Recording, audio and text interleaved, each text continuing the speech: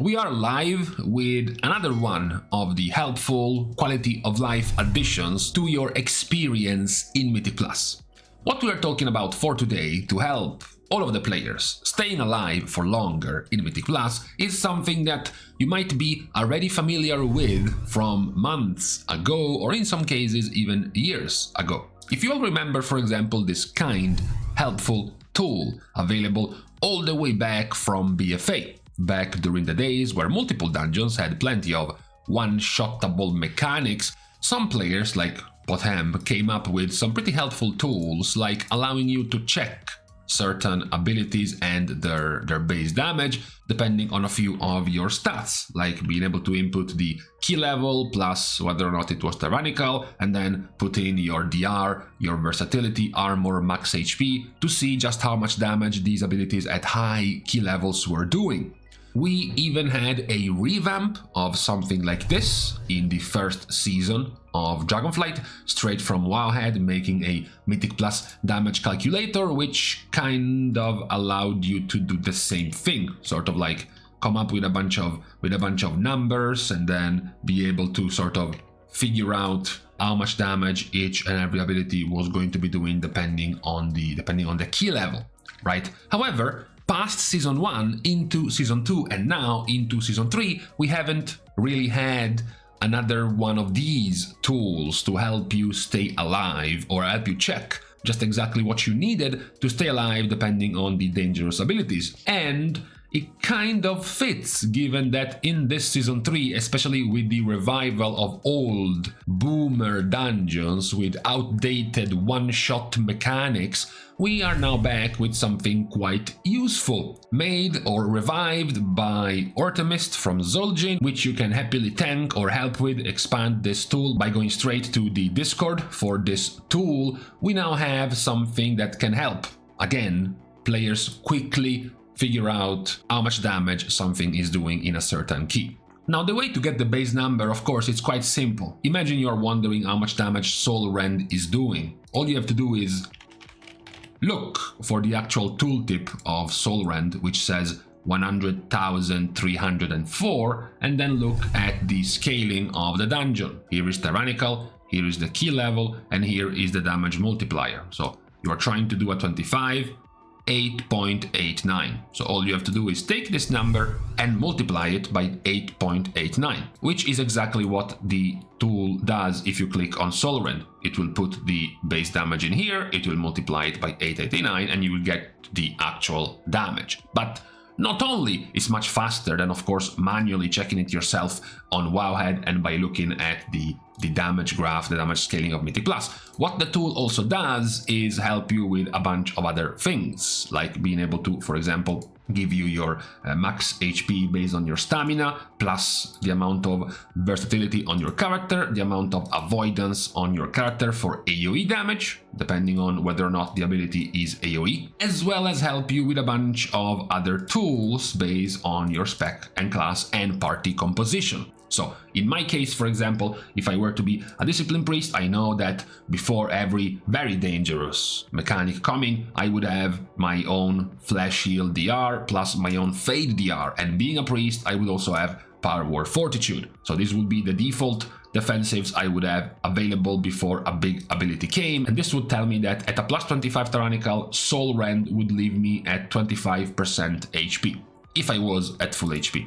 And if I also wanted to wonder, okay, but when does Soul Rend start one-shotting me, even with these base defensives available? The answer would be basically at 28. I would be left with 0.8% HP. So that is the level in which it gets really, really dangerous, and then 29 is a flat-out 80,000 overkill, even with these all up and available. That's when you could start thinking about other tools in your talent tree, like having spell warding available, running with a prot paladin, playing with Devotion Aura, playing with an augmentation evoker using Black Attunement, and now magically I am also back to being alive in my group. So that is what can help you figure out just how much damage everything is hurting. For example, at which point, for example, I would still be needing externals. Because after all, at this level, yes, I would stay alive, but I would stay alive at 1% HP. So I would have to start thinking about using Desperate Prayer one time, using Pain Suppression on myself another time, perhaps using Power Word Shield. You know, there is the custom absorb right here, clicking Power Word Shield on myself for an average, 120,000 shield right before the hit to be able to just make it out alive a little bit more easily. You can, of course, then switch and pick whichever spec you want, like maybe a Resto Druid, thinking about all of the different options you have to get more damage reduction based on talents or based on abilities of your own spec to figure out what keeps you alive on certain hits. Helpful, for example, on a Druid to figure out whether or not you have to bear form on certain mechanics or not, or even having to use other things like Barkskin, etc., etc. Now, as you can see, there are a whole bunch of abilities already inputted into the tool. Generally, you will find here the most dangerous abilities of each of the dungeons. Some are still missing, some are still not there, most of which problem being the armor. At the moment, the tool only works for magical damage. So for example, let's say you are in Black Rook Hold and you wanted to look at the damage of Soul Burst, which was the first boss's damage. And you're like, okay, fine, but Soul Burst is not that dangerous, the first boss is not that difficult. What if I was wondering something like Smash Spite? Smash Spite has something quite nasty in its toolkit, which is the Stomp. It's the Earth-Shaking Stomp. The base damage of this Stomp is 96,129. So very simply, you can go in here and input it in yourself. Now, what matters about this is the fact that it's physical damage, and if you go into the amount of DRs you have available, it won't count armor. And in case you weren't aware, physical damage abilities are reduced by armor. Luckily, in here you have a custom DR input that you can have by yourself, so you can just check your own armor to have a guess at how much would the ability be reduced in damage. For example, if you were a cloth user, only reducing the damage by something like 9%, or maybe you are a plate, like a warrior, reducing it by 28 or something %. So you can also go and find out some dangerous physical damage abilities by yourself, and also add your own armor damage reduction yourself to figure out the danger of certain abilities. This is of course quite helpful as you go through the keys. For example, once you get invited into a group, and as you do while you are AFKing in Valdrakken waiting to be summoned, which is apparently what everyone does, you can just pop in here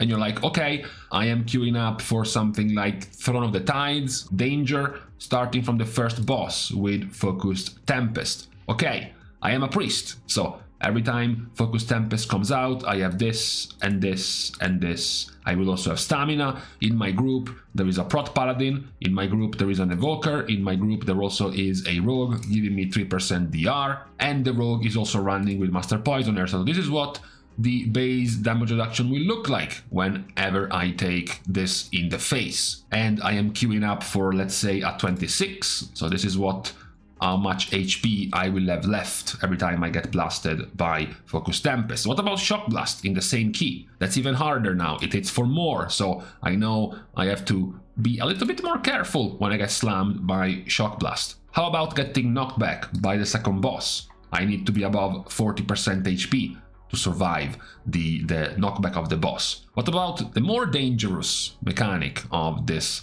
dungeon, which is Flame Shock? Not just the base hit of Flame Shock, but also then the following ticks. So I have to be careful about getting slammed by this ability the first time, plus the following ticks that will come. That is quite handy to have every time right before you enter a new dungeon, just to make sure to remind yourself of how much things are going to be hurting, especially if you can add all of the different extras you might have in your group. If you didn't have, for example, a Rogue, and then didn't have an Evoker, and then didn't have a Paladin tank, suddenly, you're gonna be taking more damage from the mechanics. This is the update for today in terms of quality of life, tools that you can pick up and have a look at right before getting into your Mythic Plus key. Maybe if you're worried, if you're scared, if you don't remember, you might even pop this up in your other monitor or Alt-Tab to this page in between pulls right before getting to a boss. You're like, oh shit, I don't remember